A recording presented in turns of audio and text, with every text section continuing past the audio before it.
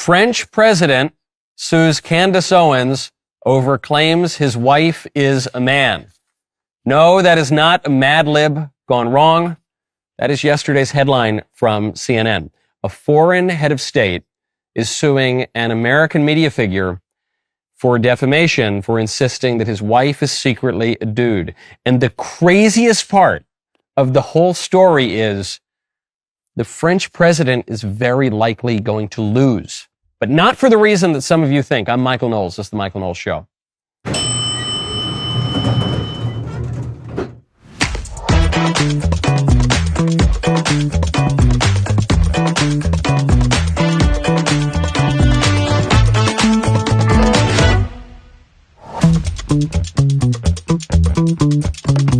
Welcome back to the show. Jon Stewart is not taking the news of Stephen Colbert's cancellation lying down. He's very, very upset, and he is actually demonstrating why Colbert and likely Stewart and a lot of these guys are going to end up canceled in the coming months and years. Before we get to any of these important stories, I want to tell you about Good Ranchers. You need to go to goodranchers.com, use code Knowles. Summer's here. Nothing beats going out, taking the grill pill, having some friends over. But what happens if you go to a grocery store and you spend way too much money on cheap meat? It seems like a paradox. I guess it is a paradox, and it's expensive, but it's cheap quality, 85% from overseas. You don't know what kind of hormones and all kind of nonsense is in there. Why would you do that when you can get Good Ranchers? Good Ranchers is 100% American meat. Beef, chicken, pork, sourced, born, and raised on local farms. No antibiotics ever, no added hormones, no seed oils. It's pure, clean meat. Most important part to me, it is delicious. If you want you can get the Knowles box. You get all my favorites. Specifically, you get that New York strip, and you get the Wagyu burgers, and you're ready to roll, man. They're so good. It is better meat than you're going to get anywhere. It is less expensive than you're going to get anywhere. Comes right to your door. It's American. It's just great. Right now, when you subscribe to any Good Ranchers box, and especially to the Knowles box, you get your choice of free meat for life. That is free Wagyu burgers. You should stop right there. That's the one you should get. Or the hot dogs, very good. Bacon, good. Chicken wings, good. In every single box. Plus, you use my code Knowles at checkout. You get an extra $40 off. Go to goodranchers.com. Use code Knowles for $40 off, plus free meat for life. Because the moments that matter deserve meat that's made right. Good Ranchers, American meat, delivered. I also have to issue a correction. I said previously, after I read that headline, I said that that's not a Mad Lib, but it literally is a Mad Lib because President Macron is liberal, and he's very mad because people are calling his wife a man. You would be mad too if someone did that. This lawsuit is fascinating. It's a fascinating lawsuit because of when and where it's happening. So I'm going to lay my cards on the table, all right? And this is going to offend a lot of people. It's going to irritate some of you. But I'm just going to tell you exactly on the substantive matter where I am coming from as I analyze this lawsuit. I am of the opinion, controversial though it may be, that the First Lady of France is not, in fact, a man. I think, I know opinions vary. So, listen, some of my friends hold different opinions. I, however, believe that the First Lady of France is a woman. And still, I am really skeptical that the Macrons are going to win this case. And the reason for that is everyone thinks the case hinges on whether or not Brigitte Macron is a woman. And it doesn't really hinge on that. What the case hinges on is proving actual malice. So yeah, you gotta say, okay, the claim is false and the claim caused harm, there are damages. But I think what it's going to hinge on is actual malice, which is a legal term, which in this case would mean you'd have to prove that Candace knew that what she was saying was not true and said it anyway, which I don't think anyone believes that. I think most people believe that Candace really believes what she's saying. Even if you disagree with it, I think most people think she really believes it. So I put that one out the window. That would be one way to prove actual malice, or that she's demonstrating a reckless disregard for the truth or falsehood of the claim. A reckless disregard for whether or not it's true. That it's totally preposterous. She doesn't care whatsoever. And I guess my question is, How do the Macrons prove actual malice, reckless disregard for the truth, in a culture that says that transgenderism is normal and has been around forever? Because that's the issue. If you said in a normal culture, like 5 minutes ago before transgenderism was a popular idea, if you made the claim that many decades ago this person who looks very much like a woman had a secret, very effective sex change surgery that no one knew about, and it's only coming to light now, most people would say, well, that's totally crazy, and you have a reckless disregard for the truth, and it'd be probably pretty easy to prove defamation. But today, the most powerful institutions say that that's totally plausible, don't they? There are really two ways to come at this. One is, you could say, well, it's not defamation because there are no damages, because there's no harm, because being transgender is totally awesome. It's great. I've been told for years now that being transgender is possible, one, and two, really great. So you could come at it that way and say, well, there's no damages. But put that aside for a second. I want to focus on the actual malice issue. Because the problem is, our culture now says it is totally reasonable to wonder if an elderly woman 50 years ago secretly got a sex change that was convincing and she was able to keep it a secret. It's so common. Everyone does. The transgenderism's been around forever, right? That to me is the issue. Because in this case, the reckless disregard for the truth comes from our popular culture. It is all of our prominent institutions. It is our prominent politicians. It is our prominent business and entertainment leaders who insist that a man can be a woman and a woman can be a man and transgenderism is just normal. And what's the difference anyway? And oh yeah, people get sex change surgeries all the time. And you couldn't really tell. There's no way you could tell. When a man goes under the knife to look more like a woman, oh, he could fool you. And that's been true for ages, going back to classical antiquity. So then the question becomes, how do you prove that when someone wonders something like that, which most people think is not reasonable, how do you prove that that demonstrates a reckless disregard for the truth? When your culture demands that you recklessly disregard the truth on this very matter. It's going to be very, very difficult to prove this. So you understand where I weigh in on the substantive issue, and I'm not persuaded because she's too petite is one of my issues. And the voice, it's very hard to fake the voice. The transvestite, the people who do the trans thing, they always have a weird voice. So anyway, that's why I think she's a lady. But I don't mean to be glib about this or anything. I do know of multiple people who think that she's a guy, and didn't this all start because some French journalists said that she was a guy, and then so they can be dragged to court. But anyway, I just think it's going to be very difficult for the Macrons to prove it, especially in America, where there's a very, very high standard for defamation. But in any case, it's a really funny headline. It's a really funny headline. Who would have 10 years ago, would you have expected this? Just insert any head of state, any American media figure, and that claim. That's very odd. So anyway, I'm sure we'll be following it closely. Not just because of personal relationships, but because this is now international news. What a time that we live in. Okay, speaking of men and women, big announcement from Uber. Uber will allow women to avoid being paired with male drivers. So they announced this. It's going to be a new feature. Female passengers are going to get a special privilege. They're going to be allowed to toggle off male drivers so they don't need to be driven around by dudes, which is all fine and good. But I have a more urgent question. When can male Uber customers request not to have female drivers? Is that in the works? I'm just asking for anyone who might be interested. And actually, before anyone accuses me of sexism, I'm going to lay my card. I'm giving you a real insight into not only my personal views, but even my personal conversations.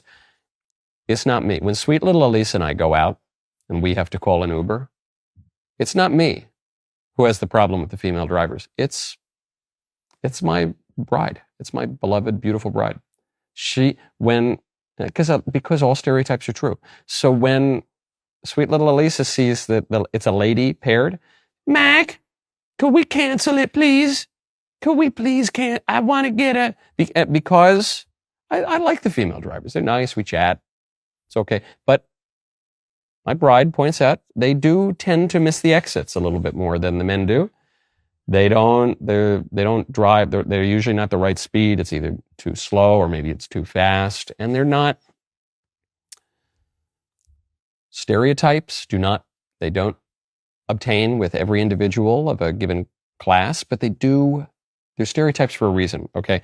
And so obviously the reason that the women here are requesting to not have a male driver has nothing to do with the driving. It's because men can be creepier with women than women can be with men, and men are physically stronger than women.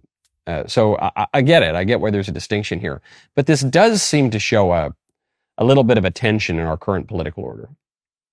Because it comes down to the issue of freedom of association. When the Constitution was ratified, we had a country with broad freedom of association. You could exclude people from your business, from your club, from any organization. You could associate with whomever you pleased.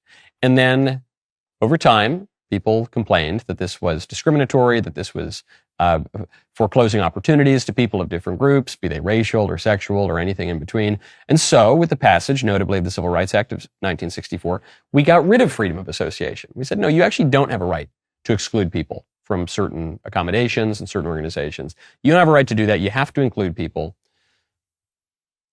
except sometimes. Except certain people get to exclude people. So what we actually do, in a way, we still have freedom of association for certain groups, but not for other groups. The African American society on any university campus, practically speaking, gets to exclude white people and can only have black people. But of course, there is no such thing as the white society that doesn't let the black people in, or the Hispanic people, or any other people. The women get to exclude men from their transactions. The men don't get to exclude women. When you go on Amazon, you can toggle little buttons to say, oh, I want to see black-owned businesses or women-owned businesses. Not just Amazon. You see this in a lot of services. But of course you don't say, oh, I want a man-owned business. I want a white-owned business. So the tension that we have, and this was a point that really came up in recent memory with Christopher Caldwell's excellent book, The Age of Entitlement.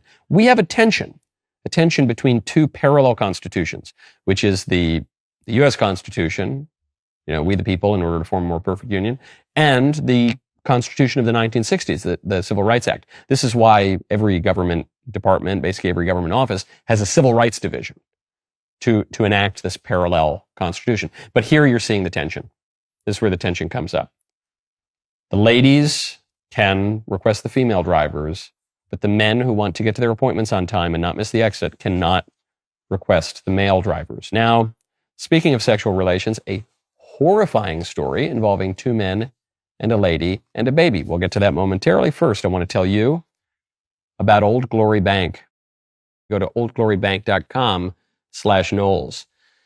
Folks, the timing of this ad is pretty interesting because I've been dealing with an issue with a payment processor for over half a year now where I wasn't getting my payments. And it seems as though we're working together now to resolve this issue. It seems as though it was not intentional debanking. It was rather an issue that came from an erroneous government administrative error, but there was no transparency whatsoever. So I was not able, stonewalled, couldn't figure out what the issue was. People get debanked, okay, because a lot of banks are pretty liberal. There is one bank that supports what you support, that is on your side, where you don't need to worry about those kinds of things, okay? And that is Old Glory Bank. Now, I love Old Glory Bank. When they told me, Michael, there's an alternative, I said, great, how do I sign up? How do I open up my account? It's super duper easy. The process is quick as can be. This is a bank built by people who fear God, love the country, and still believe in right and wrong. They don't fund evil. They don't cancel people for standing up for truth. They protect your money and your values. I just love them. If you believe stewardship matters, then put your money where your heart is. It's also just a great bank, very easy to use. It only takes minutes to switch. Stop letting your money serve the wrong side.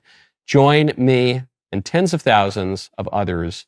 Go to the right side of banking, oldglorybank.com/Knowles, Knowles, oldglorybank.com/Knowles.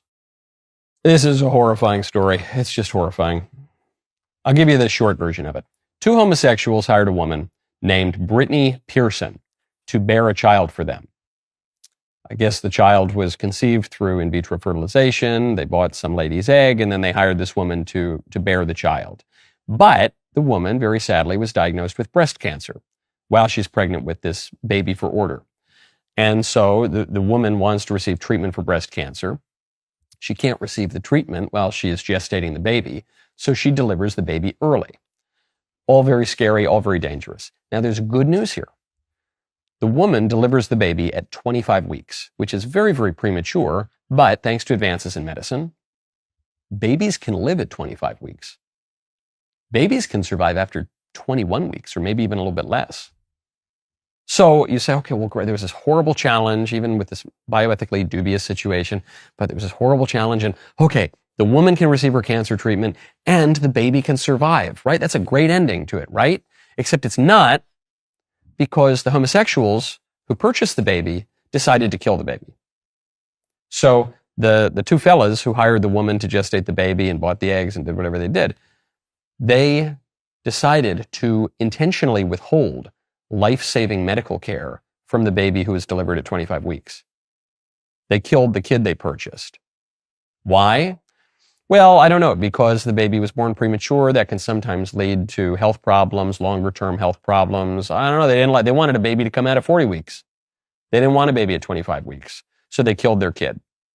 And it is argued they have every right to kill the kid because they paid for it. They ordered the kid. They went to the baby store. They got the eggs and the sperm, and they hired some unethical scientist to combine them, and then they paid some woman to gestate the baby. And, the customer's always right. I mean, think about this in any other area of the market, in any other area of the economy. If you're at a restaurant and you have your meal, it's a nice meal, and then the waiter says, oh, did you save any room for dessert? You say, yes, I did. I want the chocolate cake. He says, oh, very good choice, sir. Very good. And he goes into the back and he has the chef make the chocolate cake. But you know what? The chef screwed up the chocolate cake. He took the cake out a little too early, so it was a little too gooey. It wasn't quite right. I guess, it comes out, starts cooling down. You could put the chocolate cake back in the oven, but it's not going to be the same as if you did it just totally right the first time. So you know what the customer can do? The customer can say, get rid of that chocolate cake. I want a new chocolate cake. And any restaurant worth its salt would say, oh, of course. You absolutely, monsieur. Why? I don't know why the waiter's French. It's a French restaurant. I've got France on the mind because of the Macrons. The chef would go there and they throw out the cake. Get you a new cake. The problem is, a baby's not a piece of cake. A baby is not food that you order at a restaurant. A baby is not a handbag that you buy at a luxury store. A baby's not a commodity. A baby's a human being with rights to be treated as a proper subject. But we, in order to advance, sometimes with the best of intentions, but the road to hell is paved with good intentions, in order to advance a false conception of sex, a false conception of human nature, a false definition of marriage, we deny that the baby is a proper subject with rights. We treat the baby like the handbag and the cake. And so it should come as no surprise that the customer gets to treat the baby as such. This is horrifying. These men should be arrested. I mean, I guess it's not against the laws. You can't retroactively change the law, but the law should be changed immediately. And men who do this should be arrested and left in prison for life or worse. But this is the law as it stands now. And what the revolutionaries, what the cultural and sexual revolutionaries will say is, well, look, this is just the cost of equal rights for LGBT. This is just the cost of equality. Yeah, sometimes you got to crack a few eggs to make a cake. Sometimes you got to kill a few babies to allow homosexuals and other people with deviant sexual behaviors and ideologies to pretend that reality is other than it is. Do you think this is worth it? I don't think it's worth it. This is really, really dark stuff. We haven't even touched on how many human persons were created and discarded to get the baby into the woman's belly in the first place. We haven't even touched on that. We're just talking about the men who say, didn't come out right. Didn't come out quite right. I actually wanted blonde hair. This one came out with brown hair. Can we scrap it and start again? There's no difference between what these guys did in that situation. A lot of people starting to take bioethics a little more seriously, including even the New York Times. So this actually begins, even before we get to the New York Times reporting, this begins with Health and Human Services.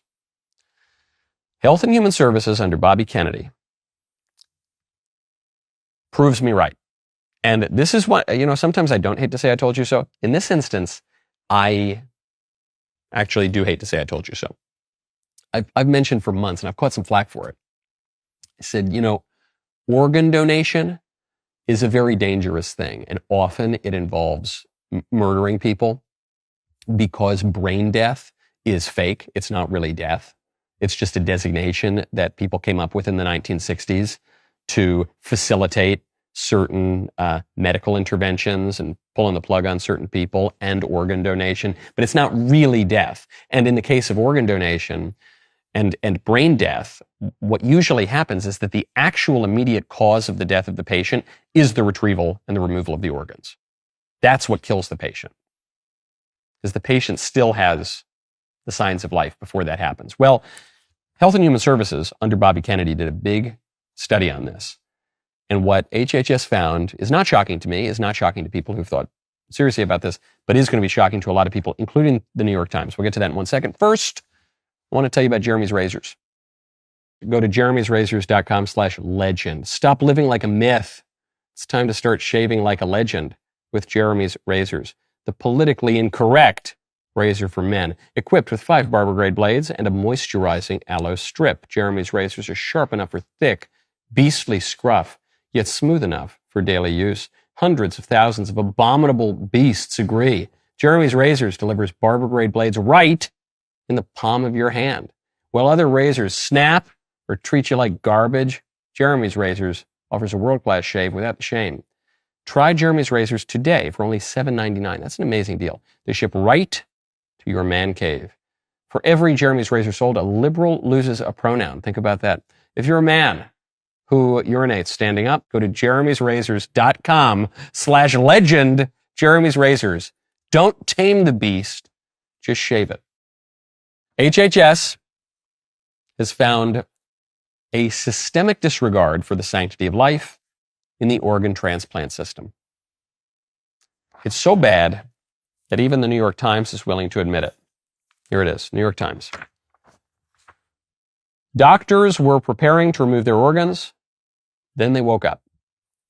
Subheader. A federal investigation found a Kentucky nonprofit pushed hospital workers towards surgery despite signs of revival in patients.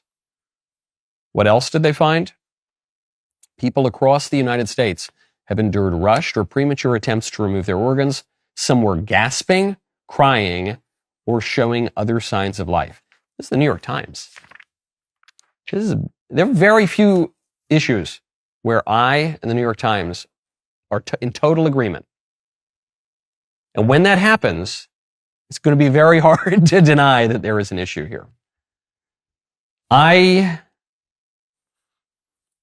hate to say I told you so here, but what this is about is what happens when you tell lies in order to achieve some greater good. This is what happens when you cut little corners ethically because you think, it's not going to really matter and it's going to make it a lot easier for us to, for instance, remove a patient who has very little hope of recovery from artificial life-sustaining technologies. This is going to make it easier to save people who knows, maybe they need a liver, they need a heart. And we have these patients who they were in a bad car accident, they're not really going to survive. And so if instead of waiting until they die, because when you die, the organs start to die and then we can't really use them. What if we just take those organs like 5 seconds before they're really going to die? That's the argument. And they gussy it up in these other terms. They say, well, the patient's brain dead. They're not dead, but they're brain dead.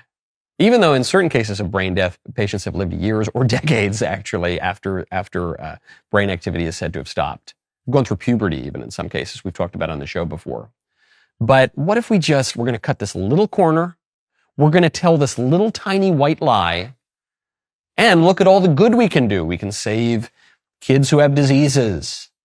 We can save millions of dollars from our healthcare system, many, hundreds of millions, billions of dollars from our healthcare system. We can just cut that little corner. And then what happens? Eventually, the lies come to light. Eventually, all the bad stuff comes to light. And we find out that people are fighting for their lives while they are being killed by medical organizations harvesting their organs. Can you imagine a more dystopian system and way to go? Hard to do so. This is great stuff. I know that the Maha movement was all about taking dyes out of Fruit Loops or whatever, and that's the big victory. To me, this is a much bigger one. You have Bobby Kennedy really living up to, in this case at least, his Catholic bona fides. Kennedy has taken political positions that are in conflict with the Catholic faith. But here, he always considered himself a Catholic. He actually went for many years to the same church in suburban New York that my grandmother would go to. She'd talk about seeing him there. And here he's really living up to it, putting true pro-life principles first, at least on this issue. Good stuff. Don't cut corners on ethics. Don't tell little white lies. They're going to lead to lots of problems down the road. Now, speaking of the liminal space between life and death, Colbert's public life on CBS is over. It has been announced that his show is dead, but it's still limping along. It will limp along for some number of months before it is fully canceled. Jon Stewart is apparently still on air, looking a little longer in the tooth, but I guess he's still hosting The Daily Show, at least sometimes. He's not taking the news of his former colleague's cancellation very well. He responded, as any really sharp, satirical, brilliant cultural voice would, by screaming profanity for like 90 seconds. Go f*** yourself!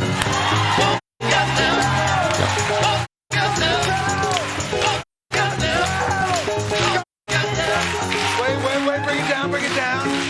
Let's bring it down. Little bit quiet. Yourself! Just go f*** yourself! Everybody! Just go f*** yourself! Just go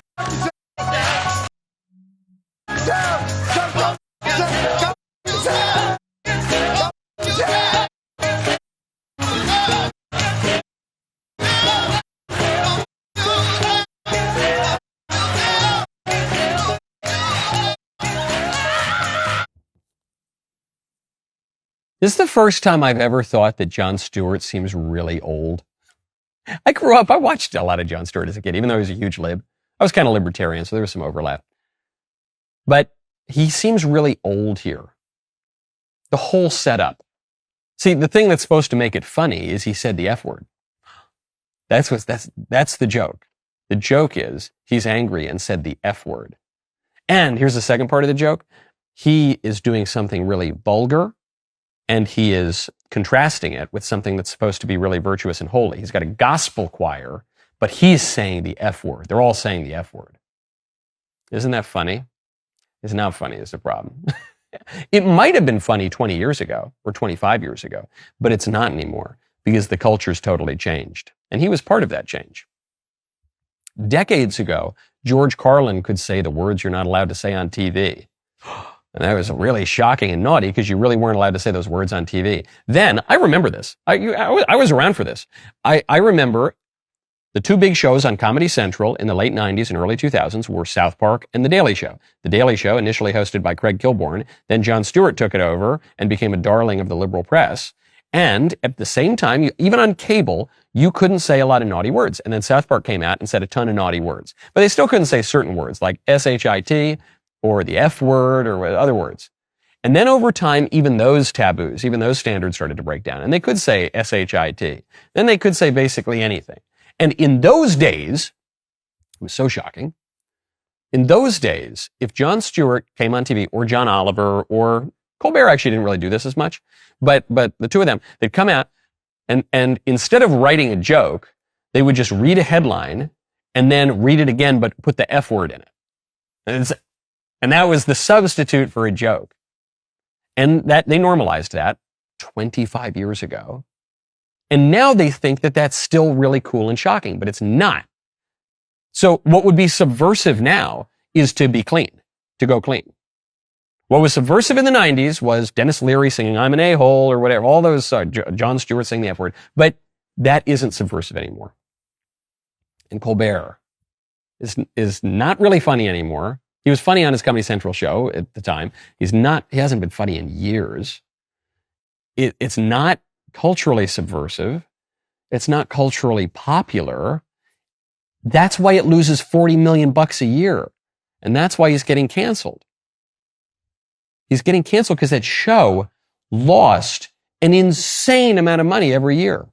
So when Jon Stewart says, go F yourself, who's he really saying it to? Is he saying it to Donald Trump? Not really. Trump didn't get him fired. Is he saying it to the network? Now he's saying it to you. That's what he's saying. He's saying it to you because you didn't watch Colbert, and you were supposed to watch Colbert because this was still supposed to be funny and this was still supposed to be relevant, but it's not really anymore. So it's real. What is he saying? F you to? Go F yourself? I don't know. Is he saying it to Father Time? It's some combination of the audience and Father Time. Father Time comes for us all. Coming for the Colbert Show, and they're coming for you, Mr. Stewart. It might already be here. You know someone in your life that needs DailyWire Plus. They're getting all the wrong news from all the wrong places, Facebook videos, establishment media, that guy on TikTok who whispers the theories next to the ring light. Then they're going to your home for dinner and they're saying dumb stuff, and they don't let them wallow in that misery. Give them something better, the truth. Real journalism, ad-free, uncensored shows from the most trusted and handsome and chiseled voices in conservative media.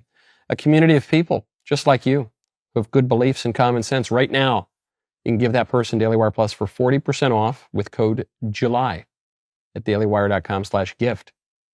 You're not just giving a membership. You're giving America one less person who thinks The View is news. It's not. It's not. Go to dailywire.com/gift. Use code JULY for 40% off right now.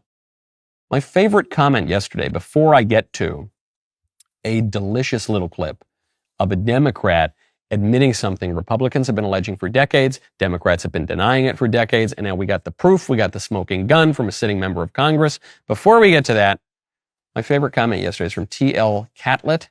I knew I was going to get hit for this. Ozzy's music was not satanic. I know. I know the argument. John Cardinal O'Connor said the music was demonic. Ozzy said, no, it's not. And it's Christian, actually. And Ozzy would wear a cross, and he was called the Prince of Darkness, but it was all kind of tongue-in-cheek. And it's deeply Christian. And I knew all the Ozzy fans were I know. But what I said was, I wasn't saying Ozzy's horrible and he's a Satanist and he's burning in the pit of hell looking up at us right now. What I said was, Ozzy seemed like a nice enough guy, and he was a kind of lovable, eccentric cultural figure. But the stuff he was most known for was pretty bad and demonic, and I'm sure he felt a great deal of shame for it. In fact, I know he did. All the drug stuff, all the crazy antics on the drugs and the women and all of this, and the really famous incident, infamous incident, where Ozzy tried to murder his wife, and not even just like in a normal way. He did it by saying, we have decided, in a reportedly totally calm way, we have decided that you must die. And he strangled his wife, and luckily she hit a panic button, and the cops arrested Ozzy. And he was asked about this. I said, what do you have to say about that incident? He goes, well, it's not the proudest achievement I've got. It was kind of a funny answer. That was my point. Is what a pity, because he seems like he's kind of a sweet guy. I hope I see Ozzy in heaven someday. But so much of what he's remembered for is genuinely terrible stuff. We should all try to avoid that. That's what I said. That's what I said. You can't. Come on. Don't say I said something I didn't say. Okay. Speaking of bad liberal arguments, we move from Jon Stewart to Representative Yvette Clarke, who is admitting on camera that Democrats rely on illegal aliens to boost their numbers in Congress and get more power.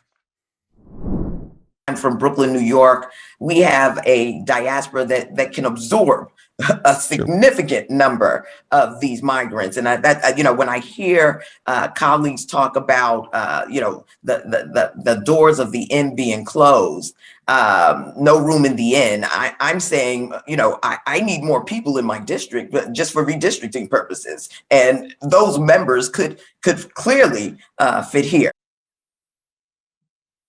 I need more people in my district just for redistricting purposes. You catch that part? Because, understand, the number of representatives that a state will have in Congress is not based on the number of citizens in the state or the number of taxpayers or something. It's based on the number of people in the state. So if you flood a state with a bunch of people, you're going to increase their representation in Congress, which dramatically can shift the balance of power in the government. And what Yvette is saying here is, I need those to get our population numbers up. There are a lot of people leaving these blue states, going to the red states for better taxes, better business environment, better schools, more normal lifestyle. And we got to make up the difference here so that the blue states don't lose their representation. It doesn't matter if they vote or not, as long as they're there in blue counties, and the Democrats will get more representation, and we won't lose our power. I've said for years, as have many Republicans, that the reason the Democrats open up the borders is because, well, one, the business community just wants slave labor, but the Democrats want to get a permanent electoral majority. And then the libs, all the fancy libs, they say, that's ridiculous. That's a conspiracy theory. That's blah, blah, blah, blah, blah. Well, here she is. You heard it from the horse's mouth. She's admitting it. She's a sitting Democrat member of Congress. Don't ever let them tell you again that the Democrats are not pushing open borders for purposes of giving them a permanent electoral majority. That's what it's about. Now, speaking of migration, some good news here. President Trump has that Self-Deportation app. It's an app that says, hey, if you don't want to get Tom Homan's boot kicking down your door, you can choose to deport yourself. And if you do it, we're going to geolocate you. Once we find out you're back in your country of origin, we'll send you $1,000, which is the most efficient way and most humane way to deport people. We have 11 to 16 million illegal aliens in the country. That's a conservative estimate. You're not going to get Tom Homan to personally chuck all of them out of the country. It would be obscenely expensive, and it would be practically impossible. It costs a lot more than $1,000 to put in through the whole process of deportation and ship them down to Bukele's House of Fun in El Salvador.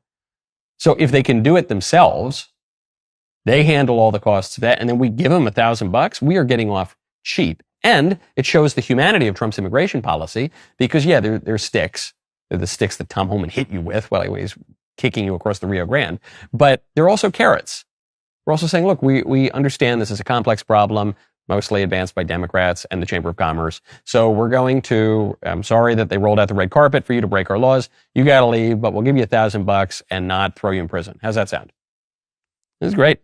Because so far what we're finding out is that likely the app has saved millions for taxpayers in the deportations. And also, we know it's been used by tens of thousands of. So then you're going to say, well, tens of thousands of compared to 16 million, that's just not a lot of people. But you have to pair that study on the app with the people who are not using the app, who are just self-deporting because they don't want to get a one-way ticket from Mr. Homan. There was a Center for Immigration Studies survey that showed that 1 million illegal aliens have self-deported since January. And the way we can know that is by looking at the labor participation numbers. That's pretty good. That's pretty good. Again, it's a huge uphill battle, but given all the headwinds that Trump is facing, the immigration policy is actually going pretty well. A lot of panic hands, a lot of critics want to say he isn't deporting anyone. The numbers are actually looking pretty good. Okay, speaking of Trump issues, we get an Epstein update. So remember, initially the Republicans said, we're going to release the Epstein files. And the Attorney General Pam Bondi went on TV and said, I've got the Epstein list of clients on my desk. And she gave the binders out to those social media influencers. Here are the files. And there was nothing new in the files. And then she said, I got the list on my desk. And then she said, actually, there isn't a list. And you're not going to get anything else. And I pointed out, I said, look, you're never going to really learn anything new about Epstein. But this is a big political problem for Trump because he seems like he's not being forthright here. He's, I think, underestimated how much this issue matters to a lot of his base because it's a symbol of corruption in the swamp. Not that Trump is implicated in the files, really. Not that they're covering up for, a cabal of pedos necessarily, but that by not being more forthright on the files, you're creating a big issue that's not going to go away overnight. So I said that Trump needs a better answer. He's not being served well by this answer. And then what did Trump do? This is a brilliant idea. He said, okay, I'm directing the Justice Department to go to the courts, to have the courts unseal the grand jury testimony so you get a bunch of info on Epstein. And the reason this was brilliant is not that we're going to get a list of, here's a leather-bound version of the top 10 pedos on earth, go get them. It's not even really possible for that to come out of the files, but because it makes it an issue for the judiciary. So what I predicted in the first place remains true. Either Epstein is who the government says he is, in which case you know everything you're going to know, or Epstein is not who the government says he is. He's who you think he is. He's a super spy, he's whatever, in which case you already know everything you're going to know. But in no instance are you going to get any serious, juicy stuff out of it. I hope we get some justice, but you're not going to get a lot of transparency here. And that's exactly what's happened because the DOJ went to the courts and said, give me the Epstein files, give me the Epstein grand jury testimony. And the court said no. The court said no, it would be imprudent to release that. You don't have the right to that, and we're not going to do it. Which is a win for the Trump administration.